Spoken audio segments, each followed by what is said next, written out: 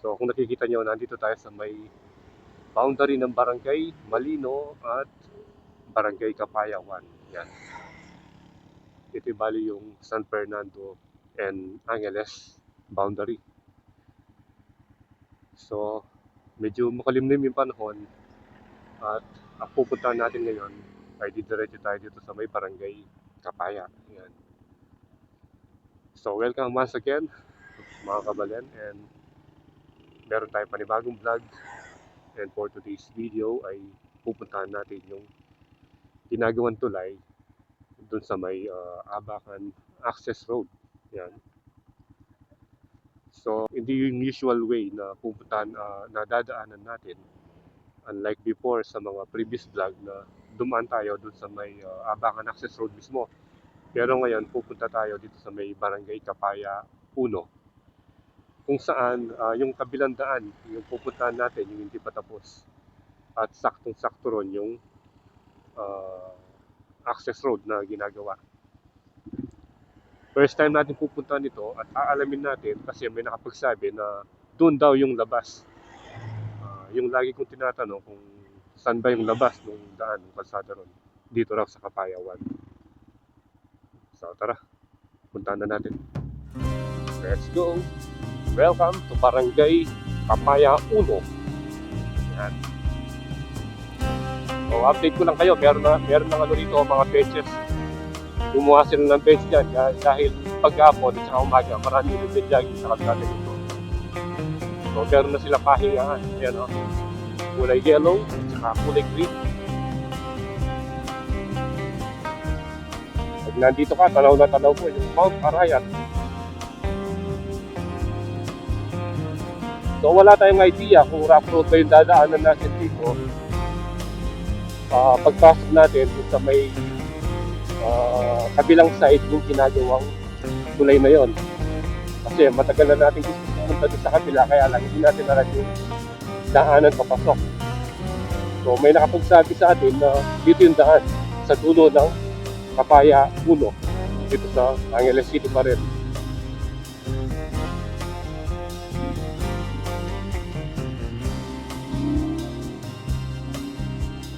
Ito, dito tayo dati bumibili ng kahoy. Ang iba ng pangalan, De Unison. Yan, gusto nyo bumili ng mga long span layer, marami rin dyan. So ito na bali yung last barangay ng Angeles City. Boundary ito ng Mexico. Doon, sa paglampas ng tulay, yung Barangay Suklaban. And then, doon sa kung saan tayo nag-start kanina, boundary naman ng San Fernando, which is Barangay Malino. Dito, meron din kalsada dito papunta. Kung gusto nyo pumunta ng Mexico na ayaw nyo ng mathematics, dito pwede.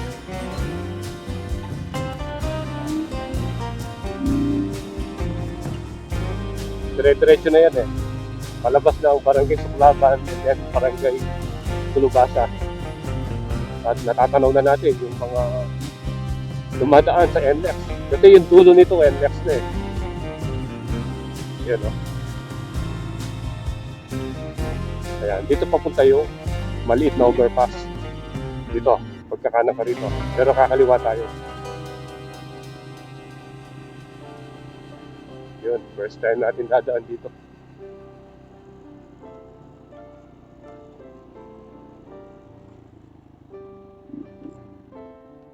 Yan, ganito pala yung itsura. Bali yung sa side natin, yun na yung NLEX eh. Yun o.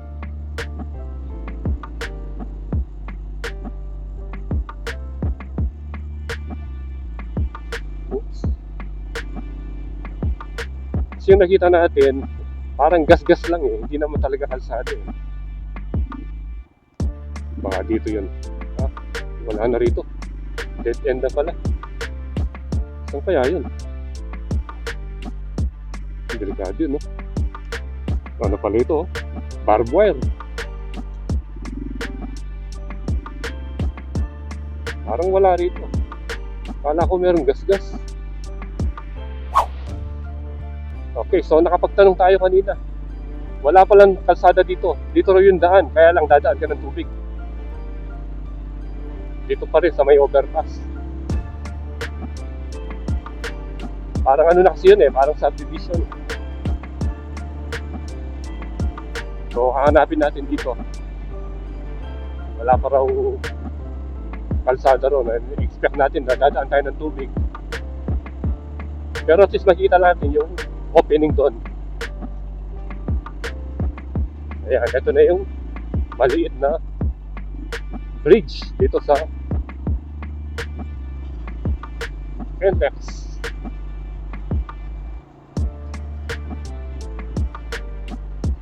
Ayan. Ito. Nakakaliwa ka raw dito. Yun, kita na natin.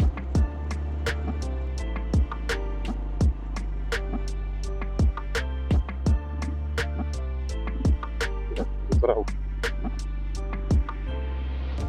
Mag-adventure na naman tayo rito.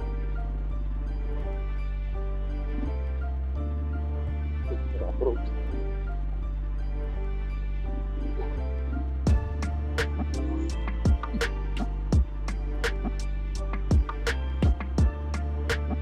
Sa kaya rito.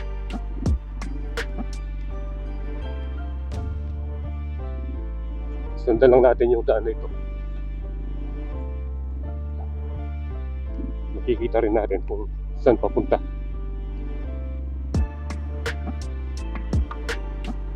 Dalawa yung daan eh.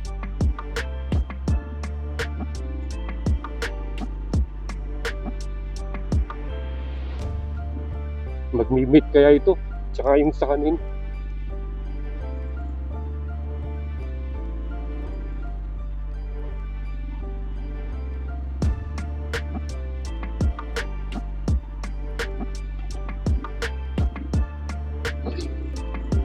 Adventure na naman. Walang dumadaan, no? Para lang tayong naligaw dito, ah.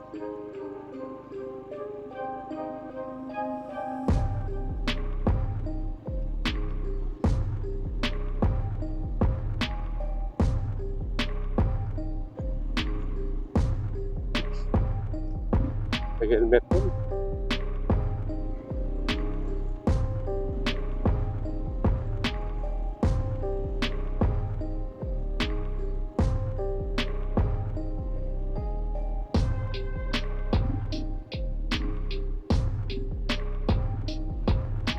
Ito pala, tinapon yung mga ano, yung mga troso.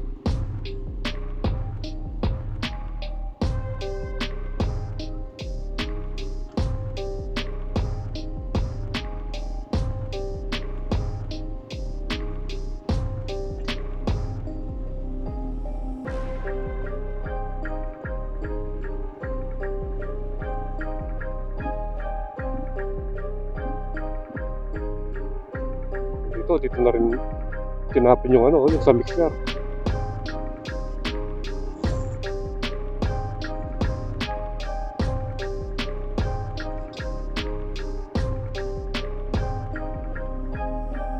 Yun.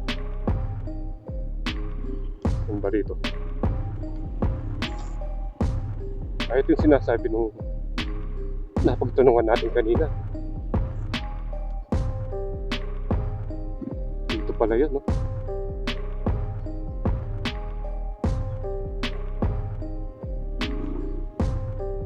Yun. Ayun na yung NLEX. Ito pala yung dulo ng kabilang side. Yan, ito pala, oh. Ito nga. Nung nandun tayo sa dulo, nung sa green na gate na yun, no? So, natatandaan na natin. Ito yung flood control. Tapos ito parang catch basin na to eh. Mukhang maraming isda, oh.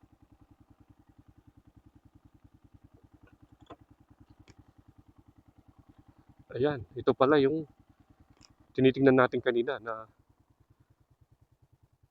kalsada. Yung tinitingnan natin nung nandun pa tayo doon sa kabila. Ayun. So yung tulay, doon banda yung tulay. Doon pala. Tapos dito mayroong flood control. So para makita natin yung tulay, doon tayo dadaan.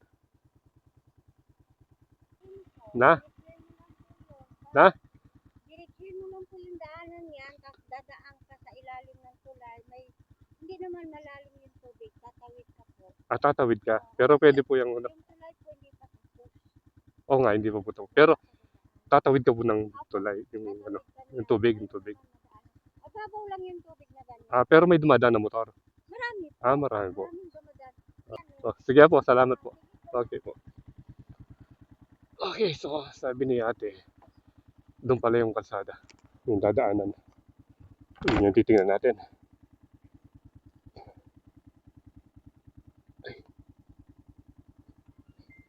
Let's go.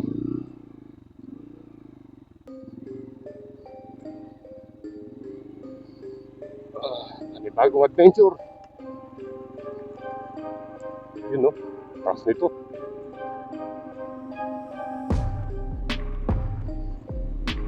Kita mo yung airplane to, no?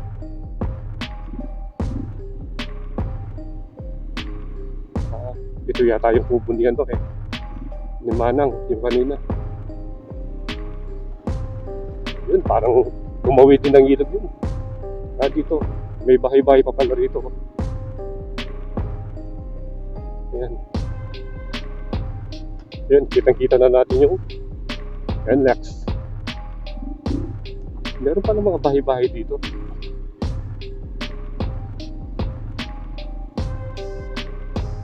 Tapos gumawa silang fish pond dito. Ayan.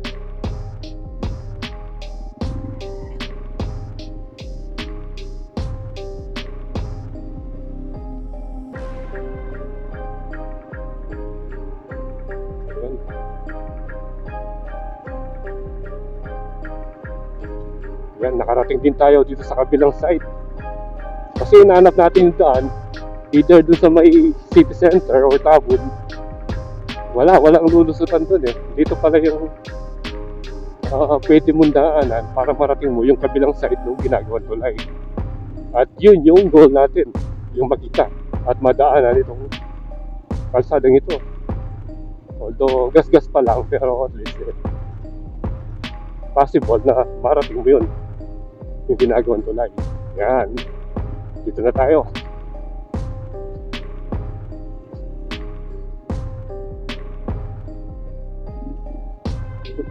Yan o.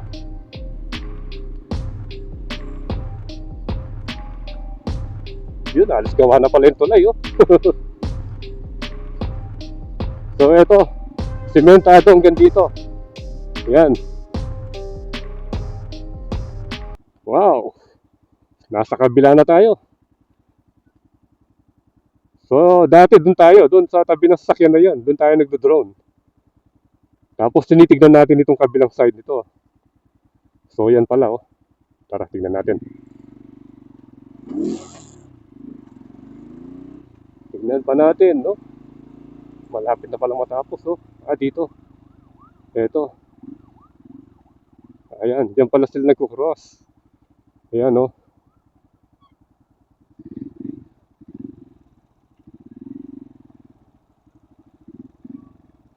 Ayun. So nakadaan yung Rusi, possible na makakadaan din tayo. At marami daw yung dumadaan na ano. Malalang boss? Yun, hindi raw. Doon siya dumaan, hindi dito. Tingnan muna natin yung tulay. Ito na yung tulay. Latest update. Dito sa pangatlong bridge na to eh. Pangatlong bridge ng access road. Ayan o.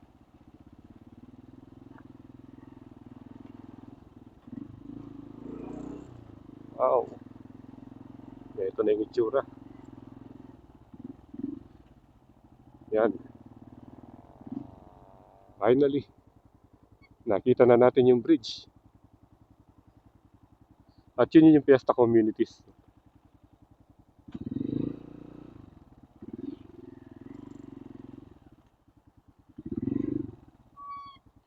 Ito na.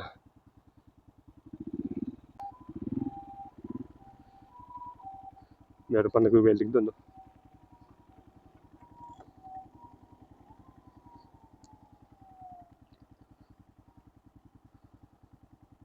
Ito. Ginawa ito and then gagawin yung kalsada ron para makarating ka ng Kapaya 1.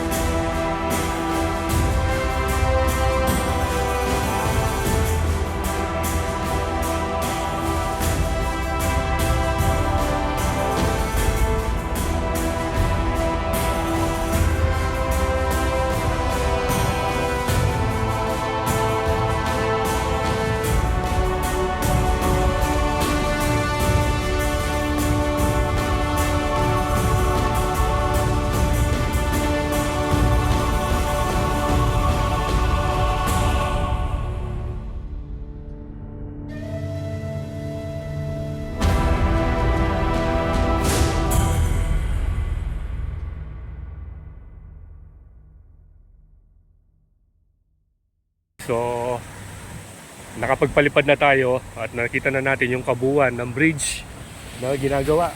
Dito tayo ngayon sa may sa kabila kasi yung usual na pag-shoot natin doon tayo, doon sa ilalim mismo ng sa ilalim ng overpass. Ngayon, nandito tayo sa kabilang side.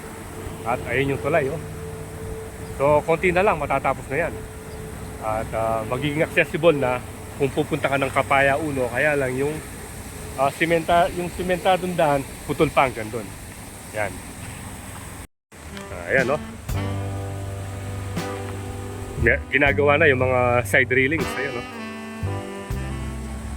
At dito, pwede tayong dumaan dito eh. So sabi ni Sir, dito yung mababaw. Dito yung mababaw, no? Yung sa may kambing, malalim yon. Yung kolong-kolong na nakita ko kanina, dito dumaan. Oo, dyan. Ayan, dyan. Asan yung kolong-kolong mo yun? Hindi po. Hindi. Doon po yan sa kaya ibigay ko ng mimili. Yan, no? So, may mga kambing dito, yun yung alaga ni Kuya. At, yung doon, tapos na ba yung linear park? Pero hindi pa open, no? Yung linear park. So, sila daw yung dati nagtatrabaho dito. Doon sa may, MX? So, I think dito na magtatapos yung video natin tungkol sa pag-update natin dito sa may third bridge ng Abacan Access Road. Yung una, yung sa may Pulong Maragul to Barangay Ninoy Aquino, and then yung pangalawa, yung sa may Hensonville, and then ito yung pangatlo. Ewan ko kung anong sumasakop dito, kung Tabun sa Palibutan or Kapaya 1. Kapaya 1. Kapaya 1 daw yung sumasakop. So again, ride safe always, Kabalen. See you when I see you, and Puelandas is signing out.